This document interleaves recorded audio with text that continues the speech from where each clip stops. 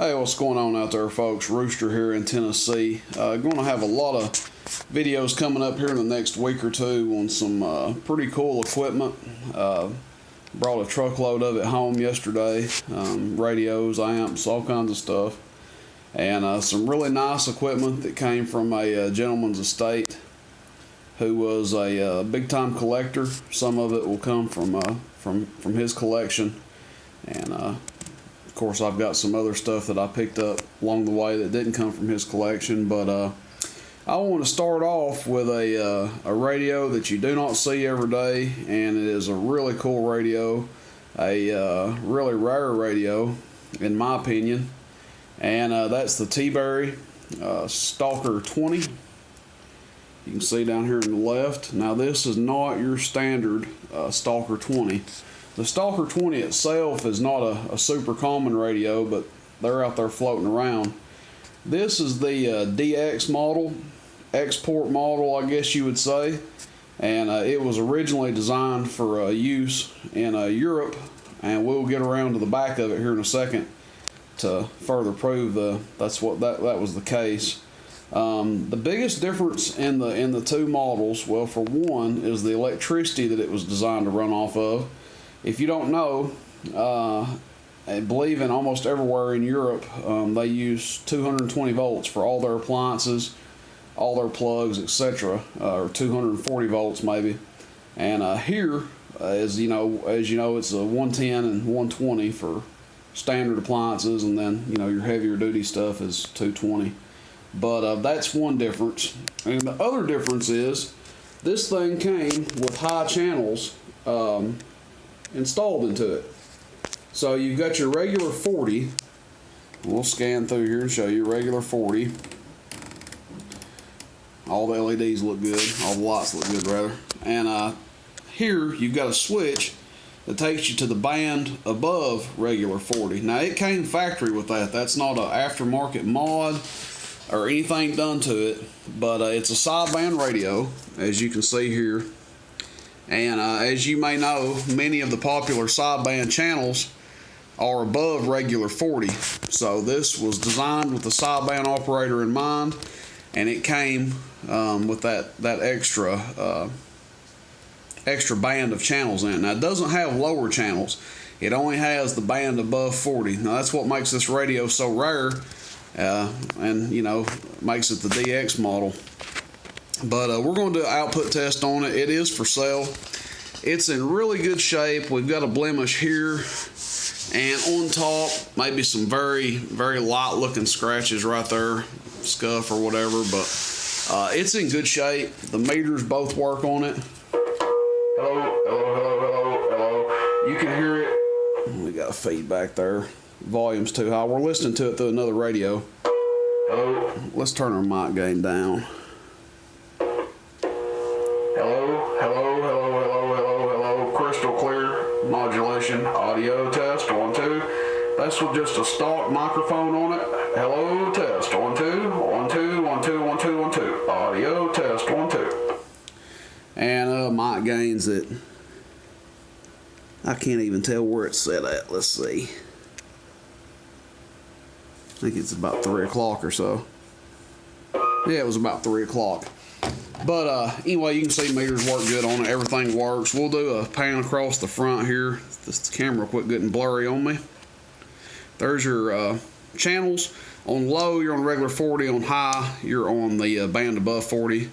Of course, it's got a scan option on it, which I don't know how effective it really is on this radio. Kind of a feature before its time.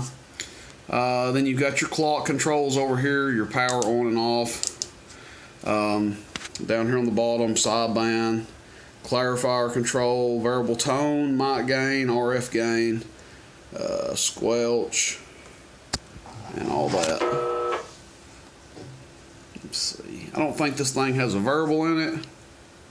Hello. I think it's just set. Yeah, it's just set. It doesn't have a variable, so everything functions on it like it was from the factory. And I think Gump told me he recapped this thing not long ago for the guy.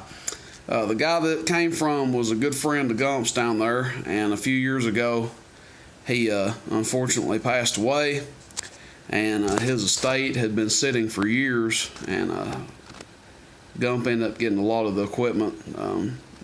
The guy's son contacted Gump to buy some of it, and I ended up with some of it. So here you go. A lot of these radios that are going to be up for sale, Gump has already been into, and I think this one was one of them.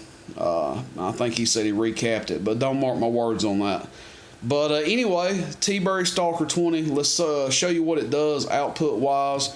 And at the end of the video, I'll pause it. We'll take a look at the power cord and spin it around and give you guys a look at the back of it.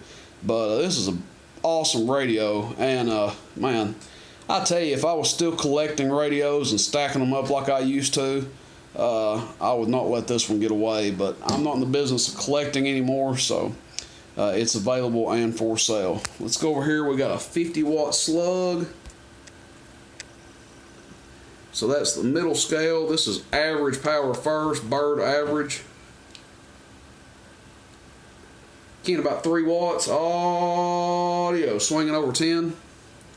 Audio, test, test, test. Talking to it normal. 1, 2, 3, 4, 5, 6, 7, 8, 9, 10, 11, 12, 13, 14, 15, 16, 17, 18, 19, 20. And then audio. Some people criticize, say I audio into the mic too loud, that I need to talk into it normal. Show you guys what it really does instead of trying to make it do big power. You can see talking into it normal, it does the same. We'll go back over here and do peak. Peak hits on, same scale. Test, test, test, test, test, test, test, test, test. Audio, audio, audio, audio, audio, audio. 1, 2, 3, 4, 5, 6, 7, 8, 9, 10. 1, 2, 3, 4, 5, 6, 7, 8, 9, 10. Audio, test 1, test 1, test 1. About 27, 28 watts. Audio, test, test. 1, 2, 3, 4, 5, 6, 7, 8, 9, 10. Pretty awesome radio, if you ask me. Wired 4-pin, 4-pin plug on it. This is just a standard Cobra wired up deal, so you don't have to have a special mic or anything. But let's turn it around here. We're going to take a look at the back of it and take a look at the power cord of it, and then we'll stop the video. Alright, give me a second. We'll be right back. Alright, here we are looking at the back of this thing, and we'll come right over here.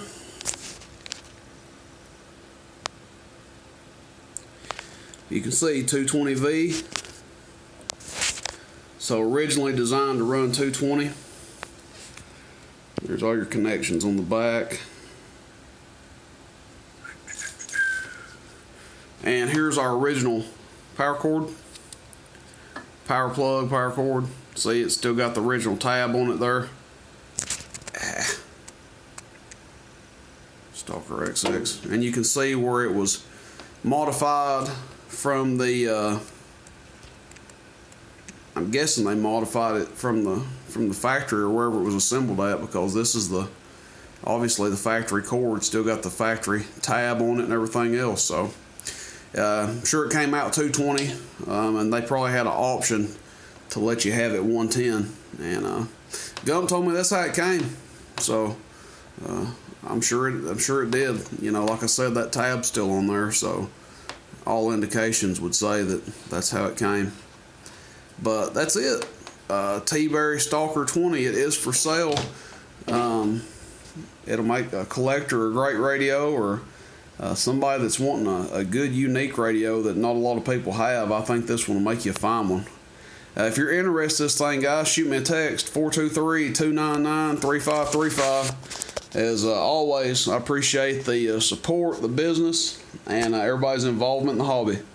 You guys have a good day out there, and I look for more videos to come. See you, bye.